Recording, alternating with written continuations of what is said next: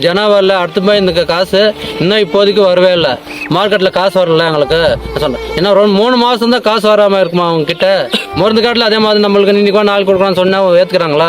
Time காசு கொடுக்குறது இல்லை. ஒரு கூலி வேலை 400 ரூபா கேட்குறாங்க லேடிஸ் கிளடுக்குண்ணா. அவங்களுக்கு கொடுக்குறது பணம் நம்ம கையிலேருந்து கடை உடன் பண்ணி நம்ம போடுறோம். அவங்க வியாபாரி வந்து டைம் காசு கொடுக்குறது இல்லை.